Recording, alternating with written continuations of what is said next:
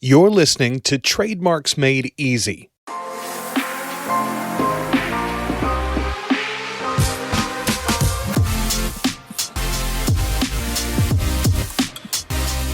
Trademarks Made Easy is the podcast focused on helping brand owners in the e-commerce space. With your host, Susie Hickson, the private label lawyer. But don't worry, you won't find too much legalese here.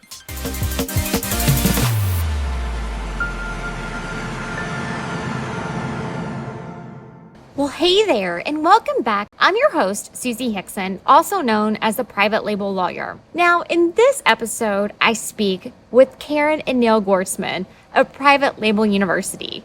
These two are great friends of mine, and they're so much fun. They really provide some great insight on China and private labeling, product selection. We even hint on politics a little bit, the future of retail, how to protect your supply chain so competitors don't steal them, and a ton more.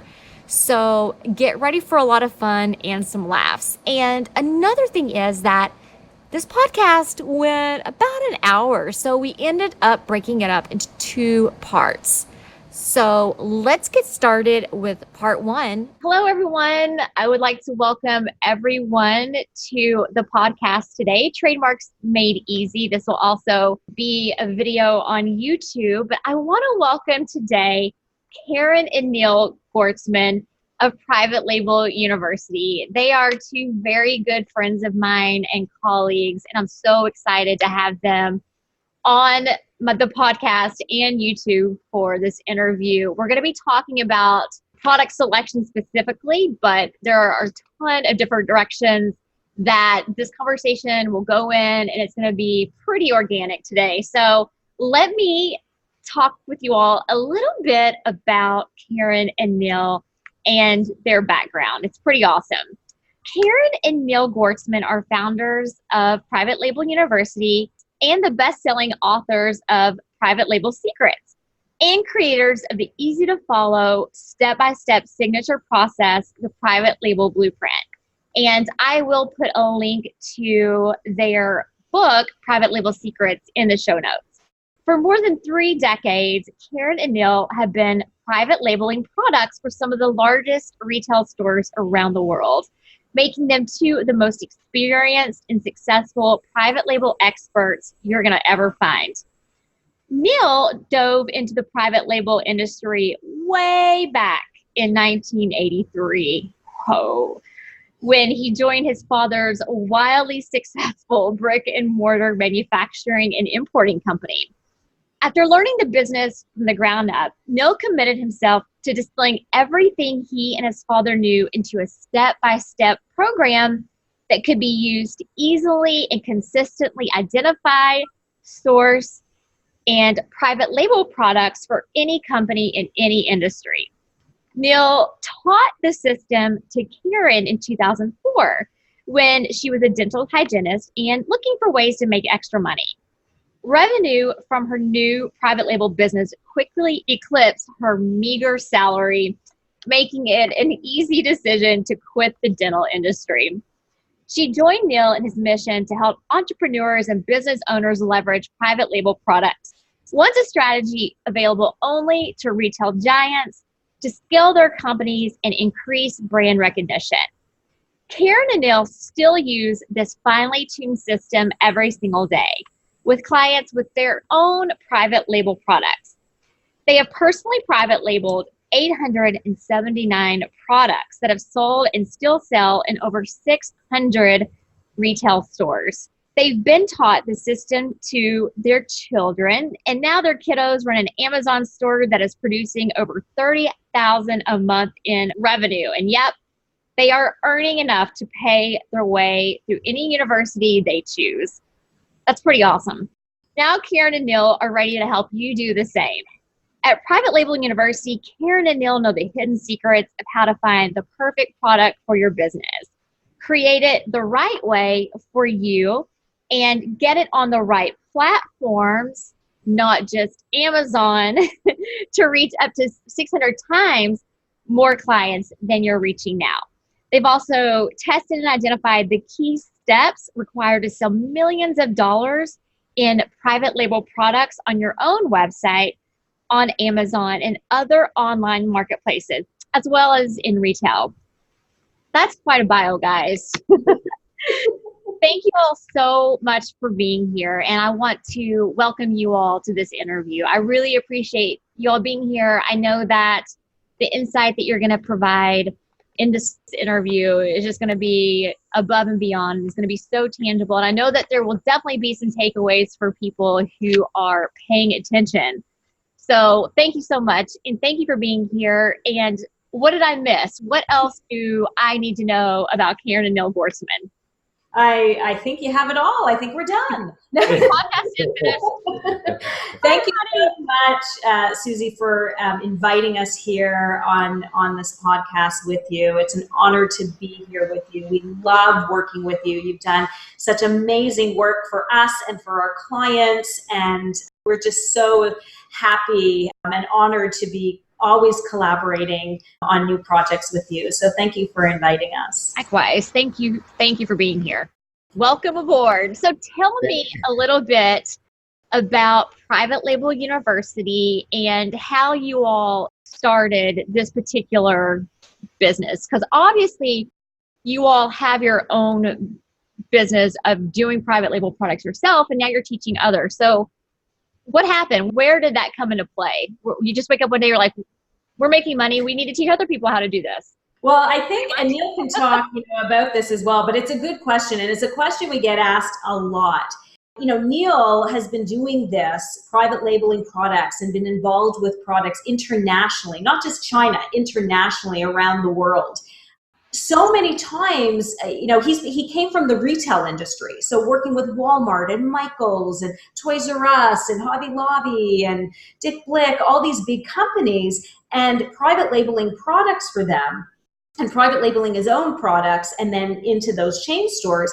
And it was kind of that hidden secret. Like you couldn't talk about it. Like no one you couldn't say, hey, I'm private labeling products for Walmart, because then Walmart would be mad that Neil was disclosing that they weren't doing it, or that it wasn't just their invention of or creation of a product. So it was kind of the secrecy rule that when we would private label products for companies, we couldn't share this idea with anyone else. First, it would cause competition for these companies, because if we taught everyone how to do this, then everyone would be doing it, just like now. But times have changed, and Neil can talk about this, but when we first, except I'm going to do it now, but when we first started, there was no internet.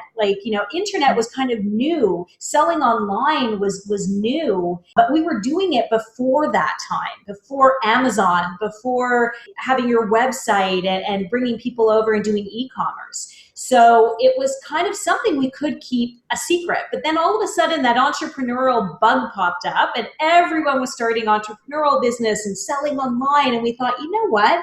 They're not doing it successfully, or it's taking so long for them to do it. Our strategy works flawlessly. That's why we've been doing it for 35 years. It pays off every single time in every single industry. Let's share this. We get asked all the time, can you teach us? Can you show us? And Neil would say, really? We're going to show people how to do this? I can't show that. Walmart would be mad, or these companies would be mad. So how it started was, I said to Neil, I get asked all the time if you will help people. And in 2004, as you mentioned, I private labeled my very first product. I knew nothing about products. I knew nothing about private labeling. And I private labeled my very first brand. And like I said, I didn't look back from there. It brought in money. And it was fun, and I was doing something on my own, and I had my own brand, and I was creating a legacy with this business. And it was so rewarding. So many people saw what I did and what Neil had taught me. They wanted the same. So I said to Neil, let's do it. Let's start teaching people. I know, Walmart might be mad, or these other companies might be mad, but this is what people are asking for. You have the knowledge, the skills, the background. I do too. I went through it. And if I can go through it, gosh, you can teach anyone then, right? So we created the Private Label University to do just that. Teach people the skills, the process. We took 35 years of experience and 35 years of mistakes and positive results. And we put it all together and created the private label blueprint. It's literally step by step by step how to find the perfect product. And that's really the biggest challenge I think most people have, is finding that perfect product. But find the perfect product and then put that in place and the steps in place so that they can see results and create a business. And again, it all starts with that perfect product. And that is the most challenging thing, because what a perfect product to me that sells really well, that does really well, put in your hands may not do the same thing. So there's certain things you really need to understand about products. I mean, Neil knows products. Do you want to? I know products. And what, as Karen mentioned, the whole secrecy issue, I've done trade shows around the world showing my products and then just showing general products. And when I meet with chain stores, whether it be Walmart and Michael's and Hobby Lobby, they'd come to my booth and they'd see my products, and I'd say to them, well, why don't we do it with your name on it? And they'd say, well, what do you mean? Well, I'll private label it for you. And they would say, well, don't tell anybody. Don't tell anybody you're making it for us. So of course, there's always confidentiality between doing business between companies, but then you'd have an individual retailer, maybe someone with one brick and mortar, who'd come by the booth and saying, wow, I really like that product.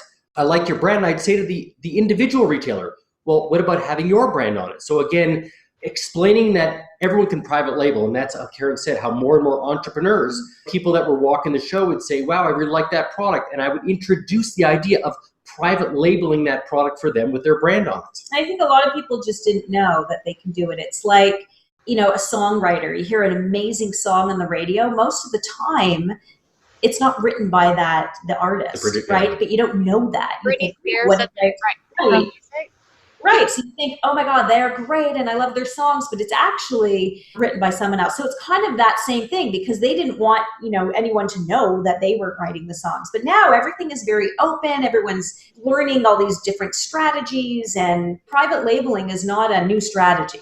It is a strategy that has been around since the beginning of time, literally since the beginning of trade. Private labeling has been around. And we just took the strategy based on our knowledge and experience and network. And we have a huge network, 35 years worth of vetting out amazing people, that we've then just created a process that works every single time. Mm-hmm. So tell me one of your biggest success stories for one of your clients. Like, you don't have to mention names or their actual products, but I'd love to know sort of the people that came to you that maybe they had to take out a loan, or maybe they weren't super confident in this, but then they went through your program and came out the other side with this. I love success stories. So you have some amazing stories of, again, I just want to share that this is not a formal interview in the sense that I got questions before from you. I mean, we're on the fly here, right? Oh yeah. So let's want to talk about tour. Yeah. Well, I guess because I've been so involved with products, and again, coming from the retail background, so introducing the products to stores, there was a company that had developed a special kind of paint, and it was a paint for going on fabric. And fabric painting was really big in the 80s for the puffy shirts and the 3D. I remember. So it was called puffy paint. I rock some puffy paint shirts. So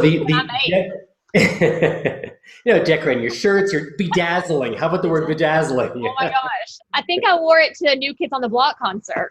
Exactly. So I was involved in actually getting that product launched. And the gentleman who had invented that product had worked for a number of different companies trying to come up with different chemicals, and had this idea of this product to put on fabrics. And he thought, the textile industry, the rappers, the groups, the music groups, people decorating, it's when people were more involved in cottage industries and making products in their home. So he developed this product, went to a trade show, and he thought he would show, and he rented this little booth with just a tiny little sign, not really representing his name. And because I was always looking at other trade shows for products and people developing products, I saw this product, and because I was involved in the art industry very heavily, I saw this product, and right away a light bulb went off, and I thought, wow, this could go into many different categories. And I met with the gentleman. He's like, well, I don't know what I'm going to do with the product. And I want to just jump in. This was a company at the time, a one-man show out of his garage. Out of his garage. And the product wasn't even really private labeled yet. It was just a product that he developed. Yeah, Right. that he didn't even really know Put into little bottles. what to do with it. Right. And it was Neil who actually, when he launched, he introduced the idea of private labeling, actually put your brand on a product. Right. And then build from there. Exactly, right? Right. Right. Yeah. And he just thought, well, I'll just sell it and then you can do what you want with it. And I said, well, come up with a name. Let's take a name to it. Let's launch it. Let's get it out in the industry. Yeah. And the name, and it's still there. And then from there, it just developed. It's been sold a number of times. It's been sold for tens of millions of dollars, and the brand is worldwide. So That's amazing. Yeah. So That from is- making his garage to a name brand. Mm-hmm.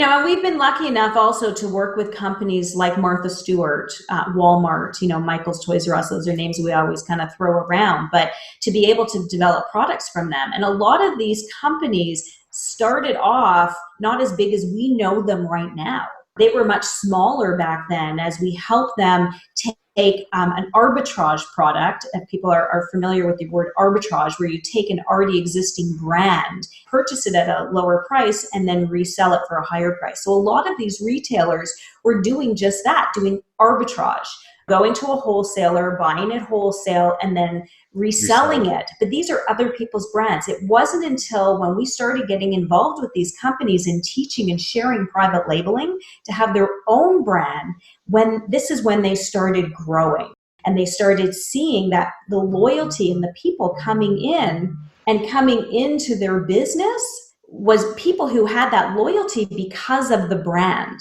And that's what's key, especially now. Like, times have changed in business. Like, before the internet, we'd go into a store and you would go into the store and you'd have all these different brands and you knew what store to go into. So like, if you were going into Michael's, you were looking for Crayola crayons, you're going in there getting it. Now there's so much more competition because of online. There's so many places that no one has that real loyalty to be going into a retail store or going into an online site and going back to get something unless it's a private label brand. And that's why we encourage retailers online and offline to be adding private label brands, because that's how you're going to build your loyalty of people coming back. Same thing with Amazon. And we love Amazon to launch a business and to launch a product because it's easy to get in front of, but that's not really where you want to be. You're not going to make money there. I know you hear all these things. You'll make millions with 10-cent investment. You'll make millions on Amazon. It's really not there. It's just a way to another place to get your brand recognized, but it's what you're going to do with that after. And that's kind of what we focus on. And building a brand, as you know, especially a private label brand that you have control over, then now people are coming back to you as opposed to doing something like arbitrage. So, the biggest success for us is to introduce this strategy to the retailers. And that's why a lot of these retailers you see have their own brands. Like Costco has Kirkland, right? Like these new brands or these private label brands. And because of that, the companies are growing, and they have grown to what they are now. You look at, when we're working with them 30, 35 years ago, little different, right? Mm-hmm. But it's because of private label brands that they have created such an impact. And people know, and this is what I harp on all the time, they learn to recognize that brand name attached to those products like Kirkland, and they keep going back to Costco to get those products. So I feel like that really goes hand in hand. It's a huge reason I wanted to talk with you all today about this. People want, when they have their own businesses, their own brands, people learn to recognize that brand and they keep coming back for it. Now, I would be curious to see what the Amazon data is with respect to whether people are actually searching for brands on their platform or just the generic product. That could be interesting information to have, but I think it really drives home the point that Amazon's not a place that should not be your home base to sell your products. That's just one of the many platforms that you should have in addition to your own e-commerce site, which is super important, obviously. And we always harp on not having an Amazon-centric platform or, business because it's so dangerous. There are so many places to sell your products. Amazon is just one. Now, Amazon is big because everyone hears about Amazon, everyone's shopping on Amazon. I think I get daily deliveries from Amazon, but there are so many other places that you can sell your products and sell them at higher volumes and have more of a profit margin than at Amazon. But it's an easy go-to and it's an easy place to kind of get up and start it. One of the things I do want to mention is that there's many people out there, many courses out there that teach you how to start an Amazon business. And what you're learning is how to navigate Amazon. Amazon does a wonderful job when you do start selling on Amazon, educating for free through their university, Amazon University, their Central University. They do a great job.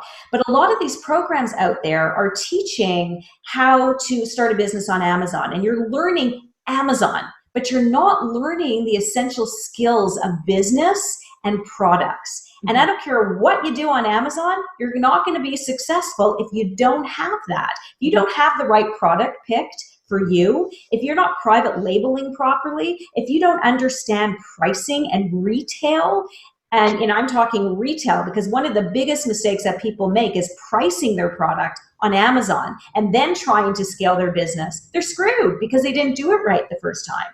So all these things are so important. The foundation, selling on Amazon's the easy part, but that's, I think, what's getting a lot of people so confused is people think Amazon, I want to be on Amazon, an Amazon business. That's not a legacy business. That's not a business it's a short-lived, get a product, get it up there, and cross your fingers, and then you're done. And then you're back to where you started. So, you have to really understand that. So Amazon is a great place to get started.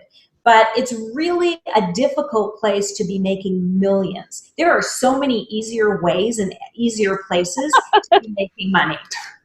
Yeah, I've heard that those profit margins on Amazon have really been cut, like with all the different, fees for this, fees for that, you want enhanced brand content, whatever.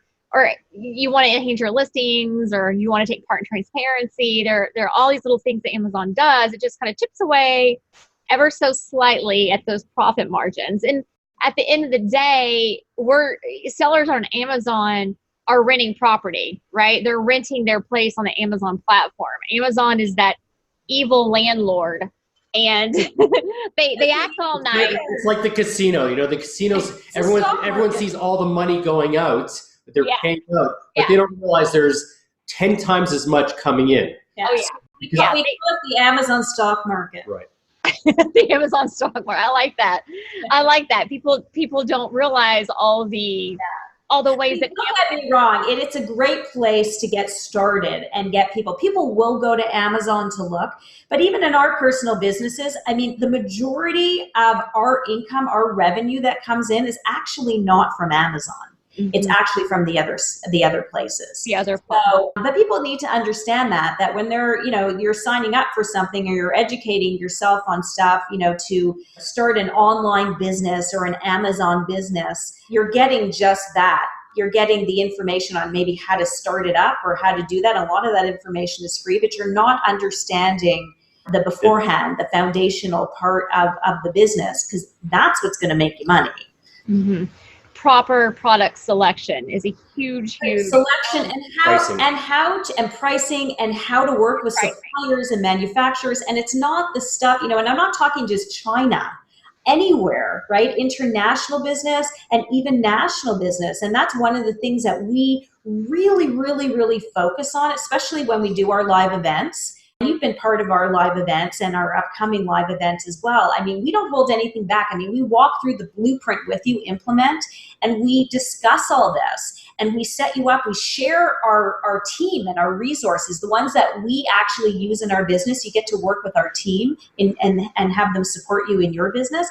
But what we're teaching is the process, the foundation, creating that foundation so then you can take it online or you can take it retail or you can take it to Amazon. But if you don't have that foundation and all those steps and those pieces in place, it's a mess. It's like everyone's giving you pieces of the puzzle, but you can't put the pieces together, right?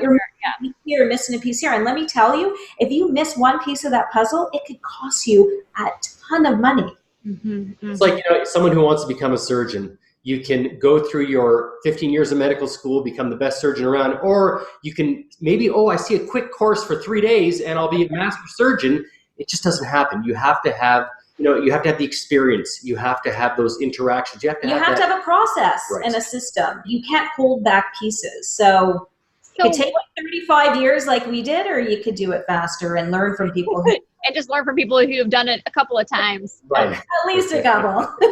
And that's the scary thing. Like, you see these people, like, do you want to be the guinea pig and learn from someone who's just learning the process themselves, and they're learning through you and you making all the mistakes, the costly mistakes? Or they've done it a couple times successfully, and it's like, woo, I'm suddenly an expert, right? It's like, I might have just gotten lucky. Yeah, I mean, 35 years, we've seen some doozers of mistakes, right? So let's talk about that. I have that in my notes.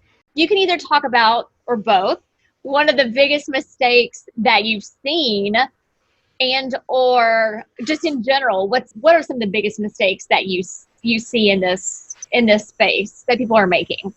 I think the biggest mistake that people are making are really not vetting out the information they're receiving and from who they're receiving it from. Like, we had someone who had, they were, I saw this on YouTube. Or actually, we had someone, I'll actually use this example. We had someone actually last week who had called us, got on a call with us and said, I just wanted to tell you I've been following you. Everything's been great. But I signed up for a different program. I took this program and I followed it and I made $1 million. And I was like, oh my God, that's great. How can I help you? That's great. I'm glad, this program, someone else's program worked. I think that's great. But how can I help you? And they said, well, here's the thing. I actually ended up investing 1.7 into my program. So I look at Neil and I go, okay, did I hear that correctly? Yeah, those numbers. So you didn't make $1 million. You actually lost $700,000. So I said, well, what happened? They said, well, part of the program is you have to do this, you have to do this. And they were sharing all this stuff with the program. And I'm looking at Neil going, they're not teaching you what you need to know to grow and build a business. They're teaching you how to do, I guess, marketing and these sneaky little stuff through things that are not legal. I'm not going to talk about, but not legal, especially with a lawyer here on the call. But it was crazy. So he said to me, I made $1 million, but I spent 1.7. Okay, you didn't make $1 million. And that's what I'm talking about. These little things that you think you're doing, you're not reeling these shortcuts. That was just crazy. But as far as some of our stuff, we've made mistakes along the way. We've been doing this for 35 years. Mistakes are going to happen. Yeah. Right? We had some doozers, which we talk about at a live event. So I'm not going to talk about it here. But one of them, we almost got deported originally from Canada. But it was just because of a simple document. That just was, it was overlooked. It was filed, it was just overlooked. Yeah, so like little things like that, like literally, like I thought, oh my God, we're getting shipped back to Canada, right? Like just little things that we've seen a lot of things. You all were getting deported back to Canada. Okay, I thought maybe Canada was like deporting you to the U.S. So I was like, wait. Yeah, it was like crazy. We get calls all the time where people are getting shipments in and their shipments are seized, and they're seized because of what they're hearing online or what someone taught them. And these are being taught by people who don't have the experience. Neil is very well vested and experienced and connected with customs, with now immigration, with all these things that have to do with building a business and a product. That is really, really important, that you need people around you that can help you with this. Otherwise, you have issues. Like we had a company that called us, actually it was a one-man show also, just followed some process, started bringing stuff in, things were seized, and he was fine. Wasn't it $60,000? Yeah. Oh, yeah. Shut down his business. Yeah, doesn't do it. And it was because he just didn't have the right information. Like I said, there's so much noise out there that it's really difficult to know what is what and is this real and is not real. So advice, vet the people. If you can't talk to the people, like we have our doors open. Like if you want to call us or you want to set up a time with us, you want to private message us, we're not like celebrity people like hiding behind things or thinking. You have a physical location. Yes, and we want to help. We want to be able to ask us questions. When we have our mentoring, like we mentor a handful of people, because just Neil and I, and we are vetted and vested in your business. So we're always doing stuff within your business. I mean, it's open door. It's not like we want to make sure that you have access to us personally. I know where you live. Does that include your house? You'll know your house. I'm coming.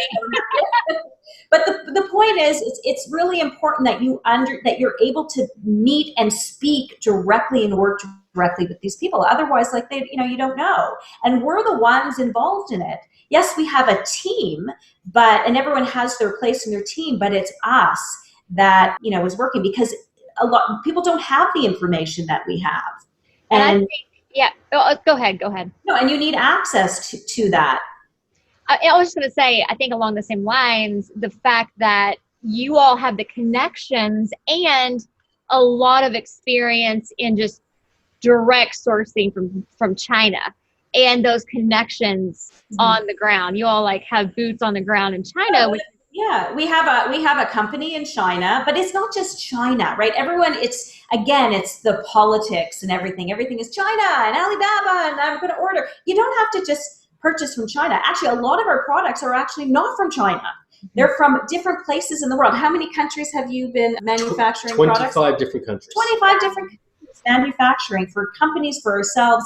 So there are so many other opportunities. But again, everyone jumps on the bandwagon and it's China and then now they're an expert. I mean, we do an event in China around the Canton Fair, right? So we teach you before the event international business. And let me tell you, it's different.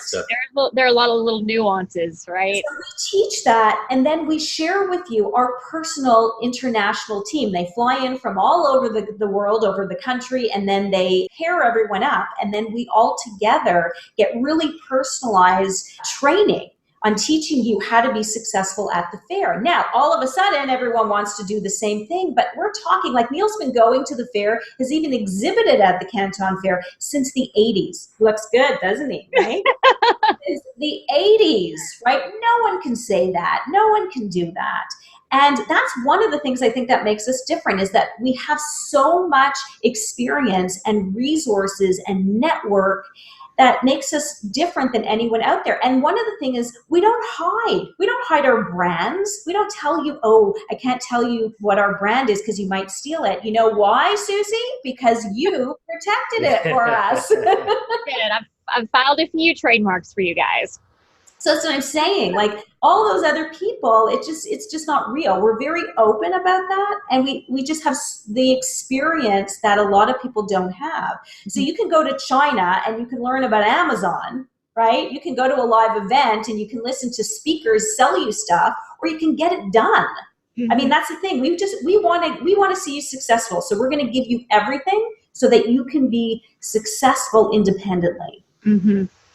Well, that's all for this episode. Thank you so much for tuning in with me, Neil Gwartzman, and Karen Gwartzman of Private Label University. I hope you love this podcast, and I hope you found it of value. Now, in our next episode, we're going to dive into part 2 of this interview with these two crazy cats. So make sure you subscribe so you don't miss a thing. And remember, never stop learning. Thanks for listening to Trademarks Made Easy with Susie Hickson, the private label lawyer. If you enjoyed the show, please subscribe anywhere you find podcasts or at theprivatelabellawyer.com. Remember, the information provided in the Trademarks Made Easy podcast should not be construed as legal advice. It's for informational and entertainment purposes only. It should not be considered a substitute for legal advice. Also, I'm not your attorney. You should engage with an attorney to discuss your specific legal issues. And finally, while I have taken precautions to ensure that the content of my podcast is current and accurate, errors can occur, and thankfully, like us, the laws are ever evolving.